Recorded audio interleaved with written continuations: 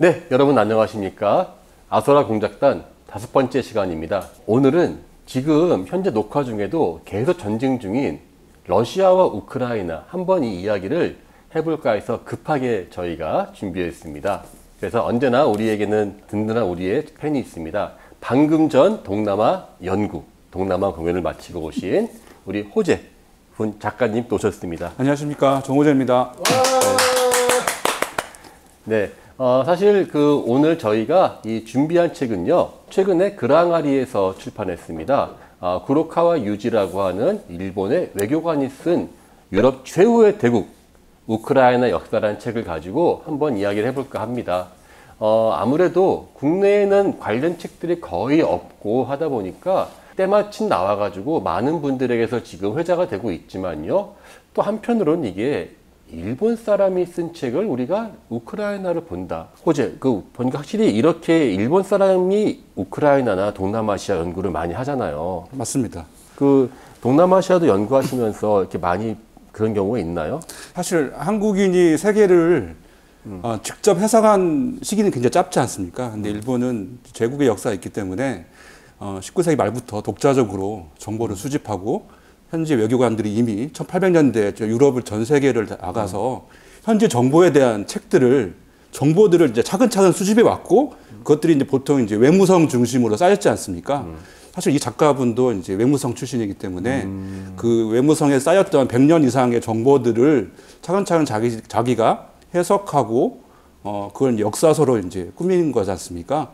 근데 그것들이 이제 굉장히 단순히 아시아나 동남아시아에 그치지 않고 이제 러시아와 유럽까지도 관심의 폭이 오랫동안 뻗어 있었다는 게 이제 우리가 주목해야 될 부분 같습니다. 우크라이나만 따로 연구하시는 분이 국내에는 거의 없어요. 전 오늘 그래서 호재 작가를 모시며 느꼈던 게 그렇다. 이름은 알지만 전공자가 없는 바로 그 지역 중에 하나가 동남아였고 또 하나가 우크라이나였고 또 그런 데는 우리가 어쩔 수 없이 이렇게 일본 책을 본다는 그러한 생각도 들었습니다. 하지만 이 책은 참 재미있습니다. 우리 호재 작가 어떻게 봤습니까? 이 책을요? 사실은 아까 재미라고 말씀하셨는데 사실은 어렵습니다. 네, 왜냐하면은 우리는 이제 보통 유럽의 민족 하면은 뭐 라틴, 게르만, 슬라브족 있지 않습니까? 근데 우리가 슬라브에 대해서는 사실은 관심이 있을 수가 없지 않습니까? 사실 우리는 러시아에 대해서는 러시아 혁명사 중심으로 배운 게 다기 때문에 그들의 소소한 뭐 이제 인종적, 문화적, 민족지향적인 역사 흐름에 대해서는 조금 무지했던 게 사실인 것 같습니다. 사실 이 책은 일본 사람 특유의 그러한 문체라는 게 있습니다. 되게 정리가 깔끔하게 되어 있고 한국 사람이 읽을 때 쉽게 체제가 이해된다는 장점이 있습니다만은 또 러시아를 연구하는 사람들, 공부하는 사람들 볼 때는 좀 빈 곳도 많은 것 같긴 합니다. 먼저 이 책을 저는 하나하나 소개할 생각은 없습니다.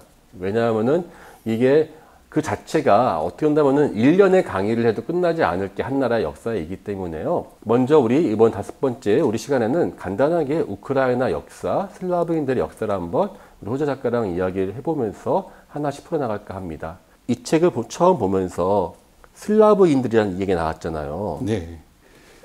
슬라브 어떤 게 떠오르십니까? 슬라브는 이제 우리가 러시아랑 보통 연관지어 생각하지 않습니까? 네. 러시아 민족일 거다, 동유럽이라는 생각을 했었고, 그다음에 이제 슬레이브랑 연관이 됐을 거다. 네. 그리고 이제 우리는 아무래도 이제 몽골에 대한 이해는 조금 있으니까 몽골족의 지배를 오래 받았기 때문에 혹시 슬라브가 아닐까? 뭐 이런 사실 이상한 상식도 갖고 있었던 것 같아요. 근데 그건 아니었던 것 같고 찬란하고 화려했던 역사가 당연히 있었더라고요.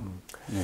사실 우리가 가장 많이 이야기하는 것 중에 하나가 슬라브하고 슬레이브, 이게 같은 어원일까라고 하는데요. 정답은 같은 어원이 맞다고 합니다. 러시아 사람들은 그걸 인정하고 싶어 하지 않아요. 근데 러시아 지원 사람들은 이게 워낙에 노예로 많이 잡혀서 팔려 나갔던 사람들이라고 얘기하는 것들이 이제는 뭐 통용되고 있는 것 같습니다. 슬라브인들이 언제부터 시작되었던 것 같아요? 그래서 이 책에서도 그 점에 대해서 굉장히 설명을 하려고 노력하는데 이 책의 표현에 따르면은 사람들이 이제 인지하지 못한 상황에서 슬라브족이 성장을 하고 지배를 받았음에도 동쪽 유럽의 지배적인 세력이 된 굉장히 미스테리하면서도 신비한 현상이라고 묘사를 하지요. 사실 되게 역설적인 그러한 이야기인데요. 슬라브에 대한 우리 이미지는 되게 그 뭐라 그럴까 변방 그리고 좀 거친 야만인들 같은 이미지가 강한데 실제로 슬라브란 사람들이 이 지역에 등장하는 것은 우리나라의 통일신라 시대쯤 됩니다. 올려봐야 그 정도고 사실 좀 이렇게 하나의 세력으로 등장한 것은 거의 고려 시대쯤 되는 뭐 키예프 루시 공국이 되어야지만 나오는 거거든요. 자, 여기에서 근데 이 책은 재미있는 발상을 합니다. 이 책의 출발은 바로 스키타이에서 출발을 한 것이었죠. 맞습니다. 스키타이랑 슬라브랑 연결된다는 생각 해보셨어요? 저는 사실은 깜짝 놀랐습니다. 아니 왜 시작이 스키타이일까? 스키타이는 우리가 알기는 이제 스테츠원을 중앙아시아를 휩쓸던 중앙아시아적인 관점이잖아요. 근데 우크라이나 상당히 서유럽 쪽에 붙어 있거든요. 사실은 어떻게 받았나요? 이걸? 실제로 이제 두 가지 의미가 있는데요. 우크라이나 땅 일부가 네. 스키타이의 영역이었습니다. 이 스키타이는 그리스 헤로도토스의 기록에 처음 나오거든요. 그 흑해부터 시작해서 현재 우크라이나 일부를 점령한 거대한 초원 국가였습니다. 그러니까 실제로 맞죠. 두 번째로 뭐냐면 스키타이는요, 야만인들의 대명사였습니다. 근데 실제 민족은 다르다고 보는 거죠. 그게 이제 러시아 사람들은 스키타이 사람들로부터 자기들이 이어졌다고 생각을 해요. 그 근거인즉슨 스키타이하고 그들의 일파가 사르마트인들이 서기 3세기까지 있습니다. 그 다음에 그 잘 아는 그 흉노에 그 관련이 있는 훈족, 네. 훈족의 대이동이 쫙 있으면서 이 지역이 한 번 더 엎어지죠. 그 일부가 스키타이의 일부가 남아 있었고 그들이 결국은 슬라브인들이 되었다는 것이 러시아 사람들의 논리이죠. 아, 그러니까 강한 것과 연결시킬 수도 있겠고 실제로 일부는 스키타이와 훈노와 혹은 이 슬라브족이 어느 정도는 연관이 있으니까 기본적으로 유목생활을 했다면은 근데 그게 혈연적으로 관계가 있다고 보기는 어렵고 맞습니다. 그 정도면 사실 관계 없다고 봐야 되는 게 맞을 것 같은데 예. 러시아 사람들은 거기에 대해서는 되게 굳게 특히 소련 시절에 스키타이 슬라브설을 굳게 믿었습니다. 왜냐하면은 스키타이의 영토가 우크라이나부터 동쪽으로는 북경까지 가요. 그게 소련의 영토와 거의 일치하거든요. 하지만 사실은 별로 그렇게 신빙성은 저는 그렇게 많지 않다고 생각해요. 근데 실제로 전 세계 박물관에 가보시면 유라시아 문화를 설명할 때 스키타이로 모든 게 다 귀결되더라고요. 그렇죠. 스키타이는 사실 위대한 문화입니다. 그리고 그들이 현재 우리가 알고 있는 그 말을 탄 오랑캐의 이미지가 똑같은 스키타이의 이미지가 동쪽에서는 흉노, 서쪽에서는 그 스키타이라고 하는 두 축이 몇천 년간 이어져 왔었고 나중에 흉노에서 몽골까지 이어지는 거대한 유목 체계가 그때 만들어졌다라고 이야기하죠. 네. 그리고 그것이 바로 소련이라고 하는 거대한 땅이다. 네. 글쎄 저는 뭐 동의하기는 어렵습니다만은 예. 그래서 가장 이제 주목해야 될 역사가 이제 두 가지 정도 있어 보이는데요. 이제 키예프 러스 공국. 네. 그다음에 두 번째는 이제 몽골 지배 시대, 킵차크 한국 시대 두 가지라고 보여지는데요. 네. 이 두 시기가 그 우크라이나 형성에 굉장히 결정적인 영향을 미쳤다고 볼 수 있을 것 같습니다. 그러니까 먼저 키예프 루시라는 이름, 요즘엔 키이우 루시라고 하는데요. 슬라브란 이름이 있고요. 네. 루스는 물론 러시아의 기원이죠. 네. 두 개가 같이 있는 이유 혹시 알고 계세요? 얼핏 들었는데요. 네. 원래는 이제 루스 공국이었다고 들었는데 네. 이제 키예프와 러시아가 워낙 지리적으로도 좀 약간 거리가 있고 그다음에 또 강도 다르고 네. 왕국을 설명할 때 이제 공국이라고 이렇게 따로 떼어서 설명했다고 들었습니다. 사실은 우리가 보면은 그 러시아를 의미하는 게 두 가지가 혼용되고 있어요. 슬라브족, 슬라브 계통, 러시아 계통. 근데요, 두 개 사실 다른 계통입니다. 슬라브는 아까 말한 슬레이브 같이 그러한 동유럽에 있는 그 모든 사람들의 통칭이라면요, 루스의 어원은 바이킹입니다. 그게 그 바링고이라고 해서 바링고이라는 사람들이 이 스웨덴 쪽에서 러시아 쪽으로 와요. 근데 그 러시아 사람들의 최초의 역사기, 우리로 말하면 삼국 사기 같은 책이죠. 원초 연대기라는 책이 있는데 거기에 따르면은 좀 러시아 사람들이 조금 그 부끄러울 것 같아요. 슬라브인들이 맨날 자기들끼리는 저기 싸우고 지도자 없으니까는 그 루스 사람들의 바이킹을 자기들이 스카우트해 옵니다. 우리의 왕 좀 해달라고. 그렇게 돼가지고 그때부터 그 원래는 그 스웨덴에서 온 사람들의 이름이 루시였는데 나중에 그 루스가 전체 그 슬라브인들을 대표하는 그러한 이름으로 되었습니다. 그럴 정도로 우리가 생각하는 그러한 그 러시아랑 우크라이나의 역사 자체가 우리 같은 이러한 그 아시아적인 역사하고는 너무 다르다는 생각을 좀 많이 했거든요. 네. 동남아시아는 어떻게 그 사람들끼리 막 이렇게 복잡하게 섞여 있는 역사 같은 게 보이나요? 당연히 있습니다. 예. 어떤 나라가 그렇게 될까요? 사실은 지금 동남아에 있는 거의 모든 국가가 국경선이 사실은 의미가 없을 정도로 서로 치열하게 왔다 갔다 했거든요. 동남아시아 같은 경우에 보면은 베트남과 라오스, 캄보디아, 태국, 미얀마가 있지 않습니까? 예. 사실 이 5개 국가들이 사실은 전성기에는 거의 뭐 전 동남아시아를 한 번씩은 다 지배했을 정도로 사실 왔다 갔다 했죠. 현재 국경이 의미가 없는 거네요. 그러니까 그 논쟁점이 있죠, 사실은. 예, 있을 정도로. 그러니까 지금 남아있는 국가들은 한 번쯤은 그 전성기를 가진 나라들이죠, 사실은. 그러니까 자기가 마음대로 마음 먹으면 동남아 다 우리 땅 이렇게 말할 수 있는. 그렇죠. 가장 작은 나라가 이제 캄보디아인데, 캄보디아만 해도 크메르 제국이라고 해서 태국을 사실은 식민지로 거느렸던 왕국이고요. 당연히 뭐 라오스나 이제 베트남 남쪽은 말할 것도 없고요. 그럴 정도로 이제 국경이라는 게 땅이 크면은 이제 민족은 이동하게 돼 있고 민족은 흥망성쇠를 거치기 때문에 사실 국경이라는 게 천년 단위로 보면은 사실 굉장히 많이 바뀌지 않습니까? 근데 동남아도 이럴 정도고 중국은 더 말할 것도 없고요. 중국은 뭐 북방 민족과 중국 민족이 사실은 한때는 뭐 3,000개 국가가 경쟁했다고 하지 않습니까? 그렇죠. 근데 이제 동유럽은 사실은 이제 우리의 상상력을 이제 뛰어넘는 것 같습니다, 사실은. 키예프 루시는 벨라루시, 러시아, 우크라이나를 합친 부분이기 때문에 여기에서 서로 너희 나라, 내 나라 자체 의미가 없는 겁니다. 근데 현대 국경선이 만들어지고 난 다음에 현대 국경선으로 원조 논쟁을 하고 있으니까 사실은 의미가 없죠.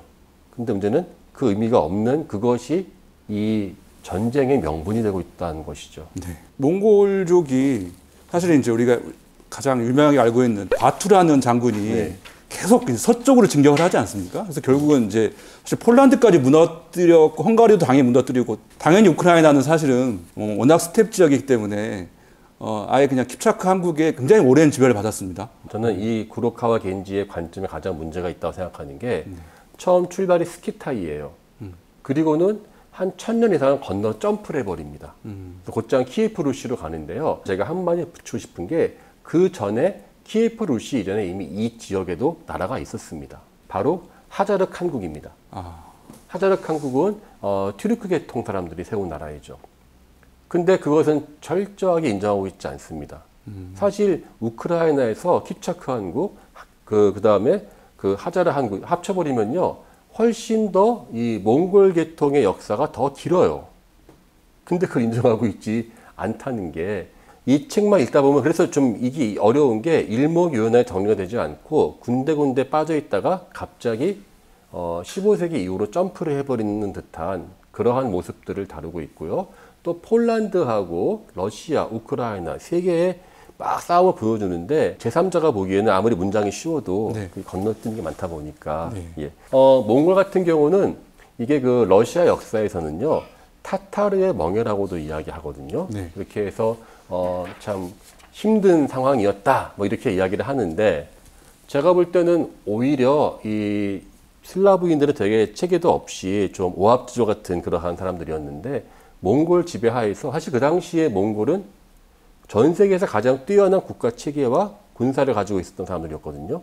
그 사람 밑으로 들어간 거예요. 그 사람들이. 그래서 오히려 저는 이때가 이 사람들이 강력한 국가로 성장하지 않았나 하는 생각이 좀 듭니다. 근데 이 대목은 사실은 굉장히 중요한 대목이라고 저는 생각을 하는데 몽골의 그러니까 동유럽 지배에 대해서 상당히 많은 이제 역사학자들이나 서구 쪽 어떤 패널들은 멍해라고 말씀하시잖아요.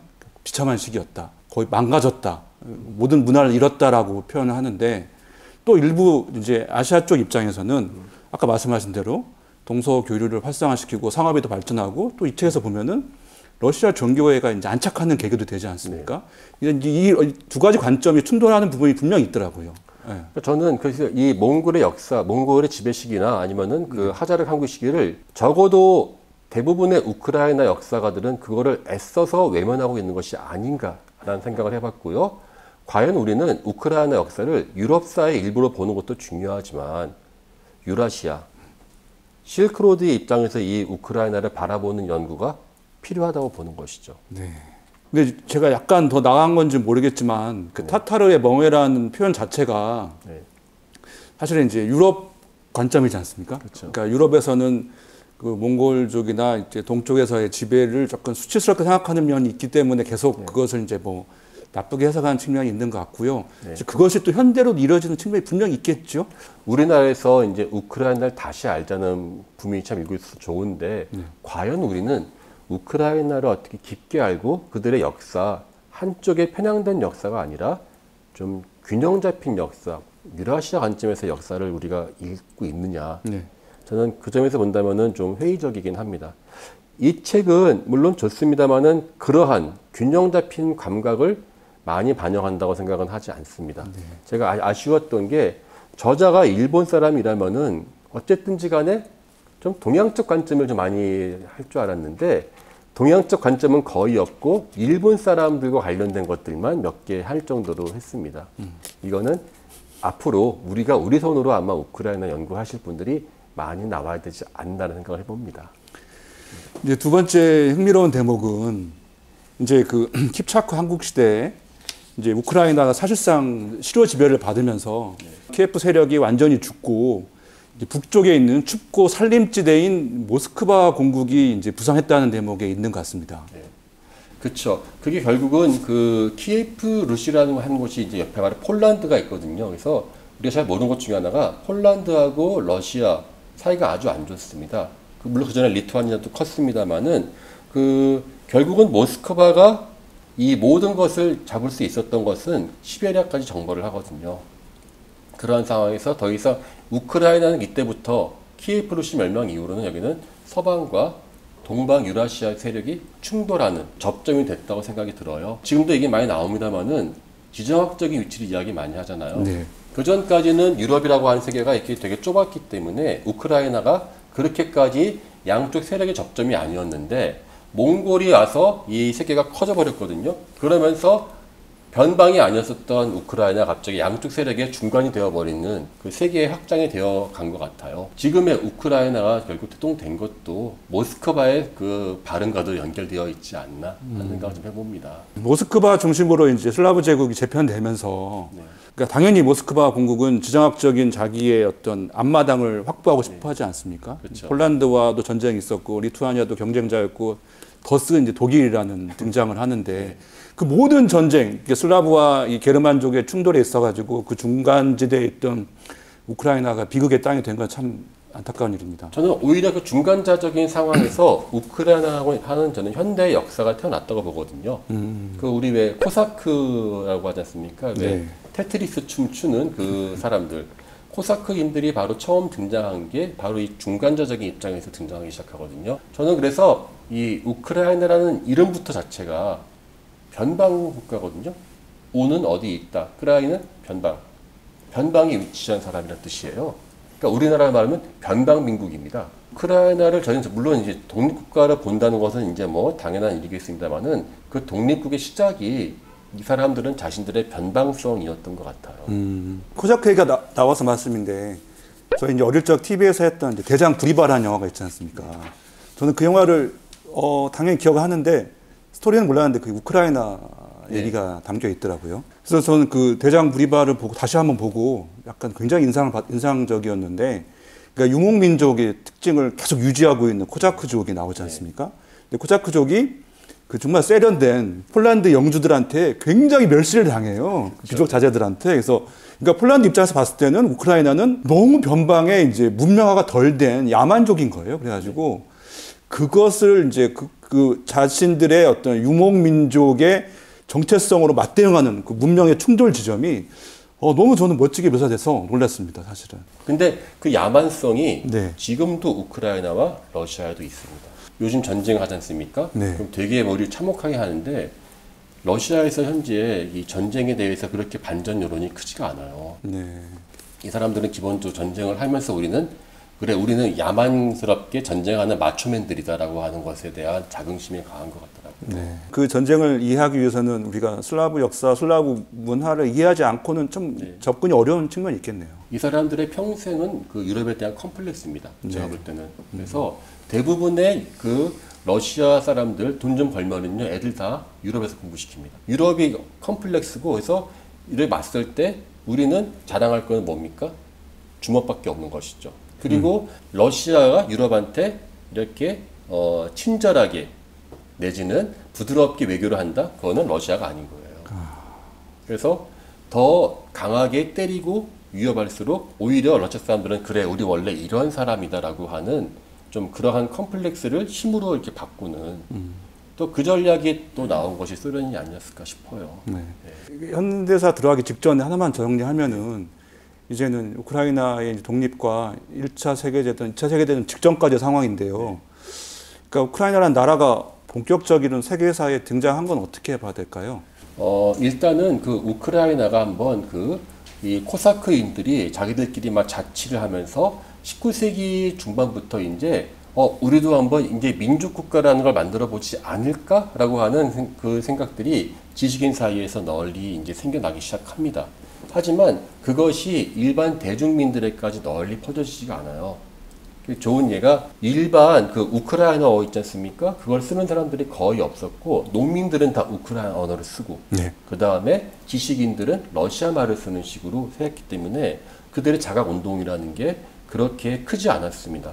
그래서 자기네들도 내가 이 러시아로부터 독립을 해야 돼라는 생각보다는 그 테두리 안에서 자기들까지 지방 살면서 하나의 어떤 지역 공동체로서 살고 있었지 딱히 국가를 만들어야겠다라고 하는 강렬한 움직임은 그렇게까지 높지는 않았고 뭐 셰프첸코 같은 시인 몇 명이 있었지만은 저희가 생각하는 것만큼 그렇게 강력하게는 나오지 않았습니다만은 저는 그렇게 알고 있었거든요. 네. 근데 이 책에는 그 19세기의 그런 지식인들의 활동들이 상당히 네. 자세하게 나와 있다는 것도 큰 이 책의 장점 중에 하나인 것 같습니다. 이게 역사를 모르면은 그 나라를 모르지 않습니까? 그래서 우리 5부는 여기까지 하고요. 6부에서 본격적으로 이제 한번 이 현대 20세기를 같이 이야기해 보면 어떨까 하는데. 알겠습니다. 어떻습니까? 이 우크라이나 역사 좀 너무 복잡하지 않나요?